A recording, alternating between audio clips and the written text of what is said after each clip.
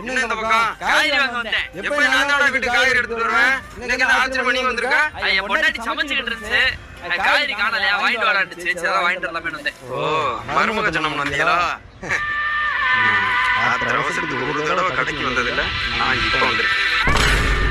இங்க நம்ம கடைக்கு யாரு வந்திருக்கா தெரியுமா? உங்க புதல்வர். இத்தனை வருஷத்துல கடை தொடர்றதை தாண்டி ஒரு நாள் வந்து இங்க நின்றது இல்ல. இன்னைக்கு தான் வந்திருக்காங்க.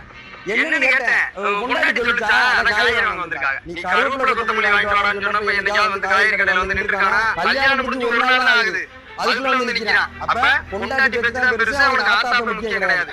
ஏப்பா இப்படி பேச? பாரு, நம்ம நடுத்தரவுல தான் நிப்பாட்ட போறான். ஆனா நமக்கு கஞ்சி ஊத்துற நம்ம பொம்பளை பிள்ளை தான். எனக்கு பிரச்சனை. மாமா மறுபடியும் வந்திருக்காடி. இன்னும் அப்படி நீங்க காய்கறி கடைக்கு வந்திருக்கீங்க? உங்க மகதான் காய்கறி வாங்கிட்டு சொல்லி அனுப்பிச்சுட்டா, அதான் நம்ம கடைக்கு வந்தேன். சரி சரி, எப்பவுமே நீங்க தான் வீட்டுக்கு காய்கறி ஜாமான் வாங்கி கொடுப்பீங்களோ? வீட்டுக்கு